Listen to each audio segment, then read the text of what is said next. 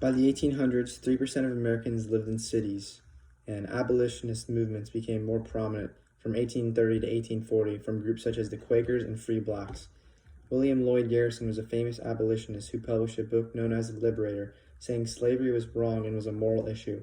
Frederick Douglass was also a former slave who escaped and worked creating abolitionist papers and speaking. In 1800, Charleston served as the social center for the great Low Country plantations.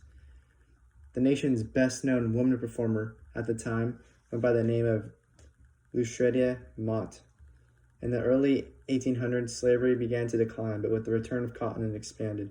The invention of the cotton gin by Eli Whitney allowed cotton production to greatly increase, leading to slavery expansion. With slavery, the South remained rural, but the North became urban. Slaves were very scared that they would be separated from their families. The Second Great Awakening caused a rapid rise in Christianity within slaves. At this time, 250,000 free black people lived in the South, but black codes denied blacks most of their civil liberties. 30 to 50% of whites in the South were landless. Poor whites and blacks began to help each other because whites had more rights, so they could help blacks get jobs and money and other things. Wealthy plantation owners, on the other hand, enjoyed isolated lives with most things for their families paid for, such as education.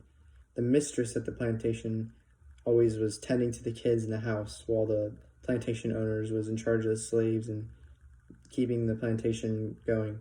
From 1830 to 1860, slavery decreased from 36% to 25% of the population in the South. In 1840, more than 90% of adult males could vote, which excluded women and minorities. Free African Americans could vote, but in only 5 states, and the Democrat opposed their suffrage. Women could not vote because the males were in control at the time. The wives of presidents played a big role in providing social settings which their husbands could conduct political business. Locally speaking, women were also involved in church groups and raising money for charities. Minorities and women were both excluded from voting. In the Jackson presidency, he took more advice from those who were closer to him rather than his cabinet. Women gave voice of petition and gained momentum for the abolitionist cause by the 1830s, and also the expansion of suffrage and social changes caused the emergence of 2 major political parties. Services and products were usually paid for through trades, and home and work were the same thing, and nobody was usually on a schedule. There were no due dates for anything. They would do stuff when they could, and they would get it done. Skills were learned through apprenticeship, which usually lasted for 3 to 7 years, but women could not get apprenticeships. Instead, women worked as servants, cooks, and other things like seamstresses. Men directed the lives of the family and decided the occupations of the kids. The wife was responsible for food, clothing, child rearing, and taking care of apprentices, while the men made all important decisions and the man represented the whole house for elections. The social order was ranked with large landowners at the top, merchants second, artisans and yeoman farmers third, tenant farmers fourth, farm laborers fifth, and the social class was distinguished by dress and manner. For transportation, the National Road was created in 1808, costing the federal government $7 million, which connected the East and the West. The Erie Canal was also created in 1825 and served as a cheap transportation and trade source. Railroads were also starting to be created in 1830, which served as the fastest transportation. New work patterns helped form the distinctive attitudes of new middle class, and religion played a key role in the development of new social attitudes. Women were very religious and prayed and pleaded to the men they lived with. The father of the family served as the breadwinner, while the mother was the nurturer, taking care of the kids. As the work roles of the middle class, men and women diverged, so did social attitudes about appropriate male and female characteristics and behavior. Middle classes chose to have fewer children because they costed more. With this came new birth control methods being created to prevent the cost of children. In the 1830s, abortion began to be used as a primary birth control method. Middle-class children were thought to need more nurturing and the job a mother would do. While the mothers nurtured their kids, they would read magazines put out by the church on how to be better parents. Women became very interested in books and magazines, allowing them to become more literate.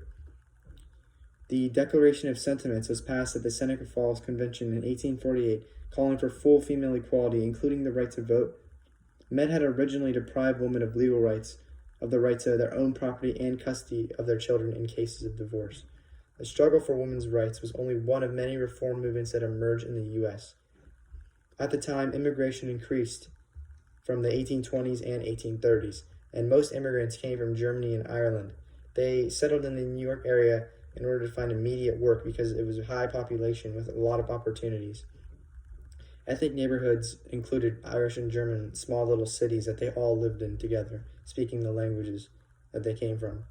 The cities in the 1820s began to greatly grow and expand with all the immigration coming in. Pre-industrial cities in America had been small and compact to where people, rich and poor, lived near their workplace in a small-scale housing pattern that encouraged friendliness. The poor had unskilled working jobs and lived in cheap renting housing, while the artisans and skilled workers lived in cramped quarters that doubled as shops. The middle class, on the other hand, had nicer houses, but the rich lived in mansions and townhouses in the cities. Cities did lack proper sanitation, such as sewers and garbage collection, but the middle class people tried to deal with the social change in their community by joining groups dedicated to reforms. Women became very involved in reform movements through their churches, and educational reformers believed children needed more gentle nurturing and encouragement. Schooling for children by the ages of 5 to 19 was very common. The American Society for the Promotion of Temperance was created, and it served as the largest reform organization of its time, dedicated to ending the sale and consumption of alcoholic beverages. Many employers banned alcohol at work, finding that workers who drank alcohol at work were very unreliable and didn't do their work. The Female Moral Reform Society was also created and served as an anti-prostitution group in New York in 1834. While the West was being explored, new groups of people, including the Métis, was a mixed group that descended from European men and native women.